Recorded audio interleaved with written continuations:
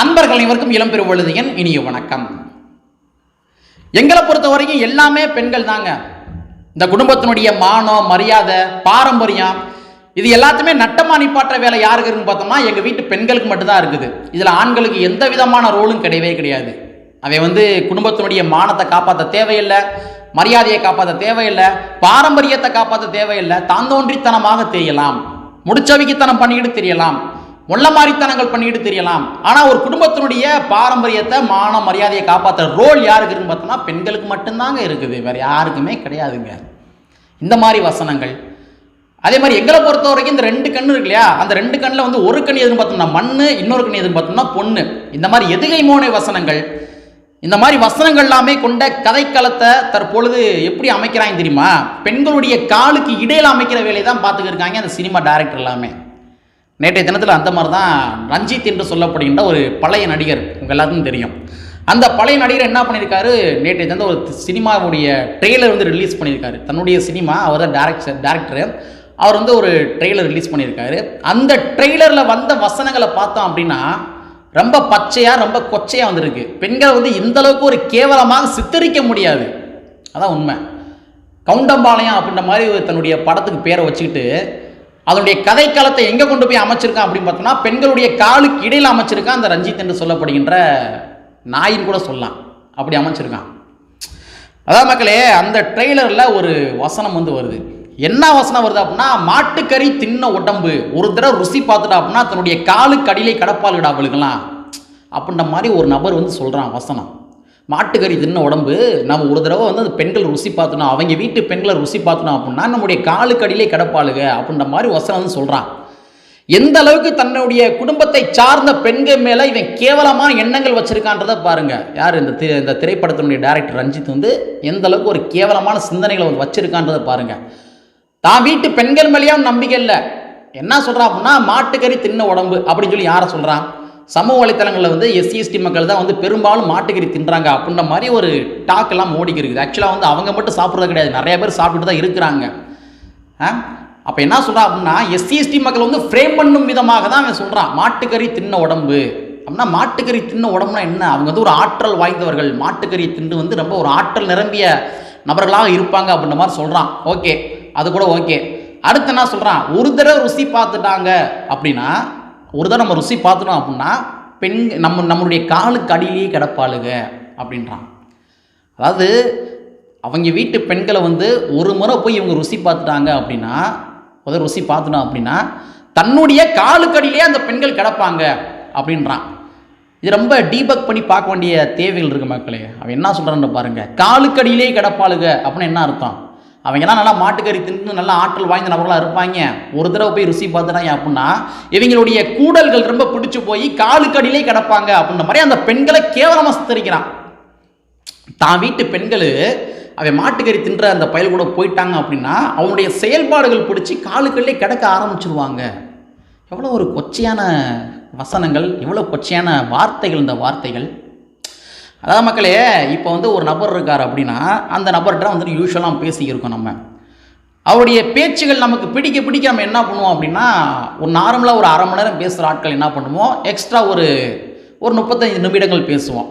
அடுத்தவருடைய பேச்சுகள் ரொம்ப பிடிக்க அடுத்த நாள் பேசுகிறப்ப என்ன பண்ணுவோம், ஒரு 40 நிமிடங்கள் பேசுவோம். இதான உண்மை. ஸோ செயல்பாடுகள் பிடிக்க நம்ம என்ன பண்ணுவோம் அப்படின்னா பேச்சினுடைய நேரங்களை கூட்டிக்கிட்டே இருப்போம். ஸோ அதை தான் இந்த மாதிரி சொல்கிறான். அப்ளை பண்ணி இதில் அப்ளை பண்ணி பாருங்கள்.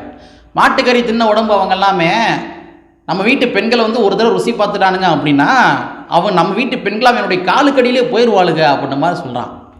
பெண்கள் இந்நேரம் கொதித்து எழுந்திருக்க வேண்டாமா? கண்ட இடத்துல அவனை செருப்பால் அடிச்சிருக்க வேணாமா? இந்த ரஞ்சித் என்று சொல்லப்படுகிறா போற செருப்பால் அடிச்சிருக்க வேணாமா? தொடர்ச்சியான இது போன்ற ஒரு கதைக்கணங்கள். இப்போ கூட நீங்கள் சமீபத்தில் பார்த்தீங்கன்னா ஒரு திரைப்படத்தை சொல்லியிருப்பான். அதாவது ஒரு ஜீன்ஸும் டிஷர்ட்டு கண்ணாடியை போட்டு நம்ம வீட்டு பெண்களை ஈஸியாக கரெக்ட் பண்ணிட்டு போயிடானுங்க அவனுங்க. ஜீன்ஸு டிஷர்ட்டு பேண்ட்டுக்காக அவங்க வீட்டு பெண்ணுங்க ஈஸியாக ஓடி போகிறாங்க. அந்த பெண்களுக்கு மேலுக்கு நம்பிக்கை எவ்வளோதானா? அந்த பெண்கள் உண்மையாகவே டிஷர்ட்டு பேண்ட்டுக்கு மட்டும் போகிற நபர்களா? ரொம்ப அசிங்கமாக இல்லையா? இந்த மாதிரி வசனங்கள் வைப்பதற்கு ரொம்ப அசிங்கமாக இல்லையா? பெண்கள் ரொம்ப இதுக்கு மேலே எப்படி கொச்சையாக நம்ம பேச முடியும்?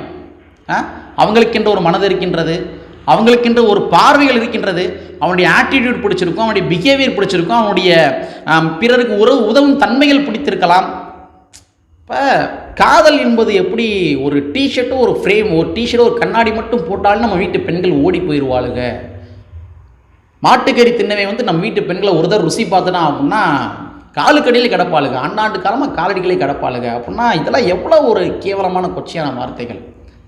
அதான் மக்களே, நீங்கள் இந்த திரைப்படத்தில் பார்த்துருப்பீங்க, இப்போ கூட சமீபத்தில் வந்த திரைப்படம், அது கௌதம் கார்த்தின்னு நினைக்கிறேன், கார்த்தியுடைய மகன் கௌதம் கார்த்தி, அந்த திரைப்படம் தான் அந்த வசனம் வரும் அப்படின்னு தான் நினைக்கிறேன்.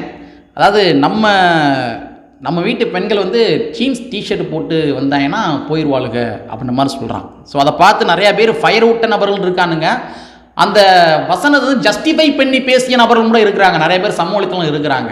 நீங்கள் கொஞ்சம் திங்க் பண்ணி பாருங்கள்.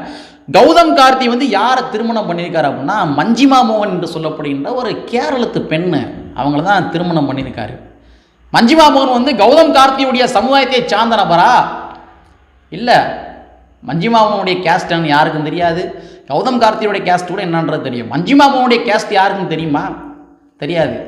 ஜாதி மாறி திருமணம் பண்ணால் கூட பரவாயில்ல, இவர் மாநிலம் விட்டு மாநிலம் மாறி திருமணம் பண்ணியிருக்காரு. அதான் யதார்த்தமாக உண்மை. மஞ்சிமா மோகன் ஒரு கேரளத்து பெண்ணு. அப்போ அவங்க சினிமா துறையில் சொல்லப்படுகின்ற ஒரு வசனம், அதை உணர்ச்சி வயப்பட்டு ஏற்றுக்கொண்டு அதன் வாயிலாகவே பெண்களை கேவலமாக சித்தரிக்கின்ற ஒரு வேலையில் ஈடுபட்டிருக்காருங்க இந்த சினிமாக்காரங்களும் சரி, அதனை ஏற்றுக்கொண்ட நபர்களுமே அப்படி தான் இருக்கிறானுங்க. ஆமாம், நம்ம வீட்டு பெண்கள் ஓடி போயிடுவாங்க. ஆனால் அவன் என்ன பண்ணியிருக்கான், மஞ்சிமா மோகனை கல்யாணம் பண்ணிட்டு லைஃப்பில் செட்டில் ஆகி போயிட்டான். இப்போ இதெல்லாம் திங்க் பண்ணி பார்க்கணும். அதே மாதிரி ரஞ்சித் என்று சொல்லப்படுகின்ற அந்த கவுண்டம்பாளை என்று சொல்லப்படுகிற திரைப்படத்தை எடுத்திருக்கான் இல்லையா, அதாவது காலுக்கடியிலே பெண்கள் கிடப்பாளுங்க அப்படின்னு சொல்கிறான் இல்லையா, அவன் எதனால் வரைக்கும் 3 பெண்களை திருமணம் முடிச்சிருக்கான். 3 பெண்களை திருமணம் முடிச்சிருக்கான். ஒரு பெண்ணை திருமணம் முடிச்சு டைவர்ஸ் ஆகி அடுத்து மறுபடியும் ஒரு பெண்ணை திருமணம் பண்ணி அது டைவர்ஸ் ஆகி அடுத்து பொண்டாட்டிக்கு போய் இப்படின்னா பல கதைகள் எல்லாமே சொல்கிறாங்க. ஸோ இந்த ரஞ்சித்தை கல்யாணம் பண்ண அந்த பெண்கள் எல்லாமே இருக்காங்க இல்லையா, அவங்க எல்லாமே அவனுடைய சமுதாயத்தை சார்ந்த பெண்களா? கிடையாதுல. கதைக்களங்களை அமைக்கின்ற நீங்க, கதைக்களங்கள் நடிக்கின்ற நீங்க முதல் சரியா இருக்கிறீங்களா அப்படின்னு கேட்டால் கிடையாது. அப்போ நான் தான் யோக்கியமாக இருந்தது அடுத்த நபர்கள் அட்வைஸ் பண்ணணும்.